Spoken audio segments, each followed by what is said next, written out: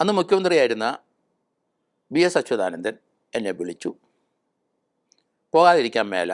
എനിക്ക് രാഷ്ട്രീയ ചിന്തകളും മതചിന്തകളും ഒന്നും ഇല്ലാത്ത മനുഷ്യനാണ്.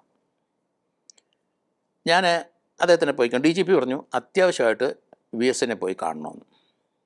ഞാൻ ചോദിച്ചു എന്നാ? താൻ ചെന്ന് പറ, അന്നേരം അറിയാം. പറഞ്ഞില്ല എൻ്റെ അടുത്ത്.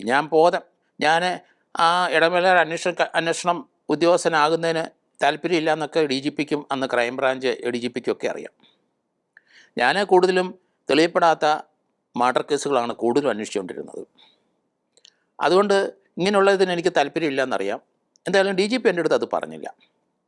ഞാൻ VSനെ കാണാൻ പോയി. അദ്ദേഹം മുഖ്യമന്ത്രിയായിരുന്നു.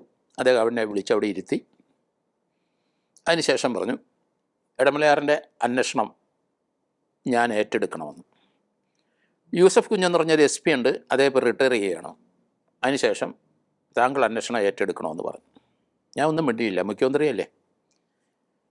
ഞാൻ പറഞ്ഞപ്പം ശരി, ഞാൻ സമ്മതിച്ചു. ഞാൻ പറഞ്ഞു ഞാനിപ്പം ധാരാളം കേസുകൾ കേരളത്തിലെ കാസർഗോഡ് മുതൽ തിരുവനന്തപുരം വരെ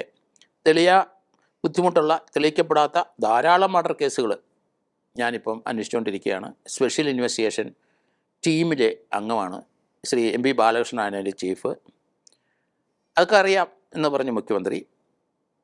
അതിനുശേഷം തിരുവനന്തപുരത്ത് ക്രൈംബ്രാഞ്ച് ഹെഡ്ക്വാർട്ടേഴ്സിൽ ജോലി ചെയ്യുന്ന ഞാൻ അതിൻ്റെ ഒപ്പം ഇടമലയാർ അന്വേഷണ ഉദ്യോഗസ്ഥനുമായി.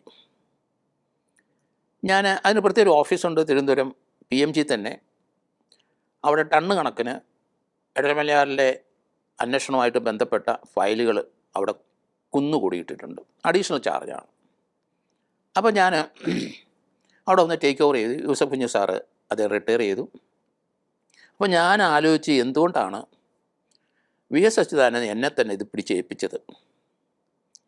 അപ്പം ഞാൻ രഹസ്യമായിട്ട് അറിഞ്ഞത് അതാണ് VSൻ്റെ ബുദ്ധി. കാരണം ആര് പറഞ്ഞാലും അദ്ദേഹം അത് കേൾക്കില്ല. അദ്ദേഹത്തിന് സ്വന്തമായ തീരുമാനം എല്ലാത്തിലുമുണ്ട്. അതാണ് ആ വ്യക്തിത്വം എന്ന് ഞാൻ മനസ്സിലാക്കിയത്.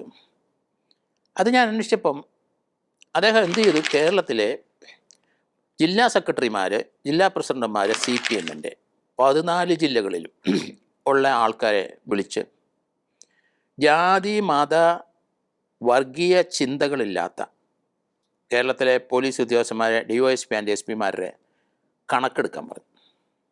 ഓരോ ജില്ലാ കമ്മിറ്റിക്കാരും ഈ ജാതി മത വർഗ രാഷ്ട്രീയ ചിന്തയില്ലാത്ത ആൾക്കാരെ ലിസ്റ്റ് എടുത്ത് 3 പേരെ ഉണ്ടായിരുന്നുള്ളൂ കേരളത്തിൽ. അതിൽ ടോപ്പ് റാങ്ക് എനിക്കാണ്.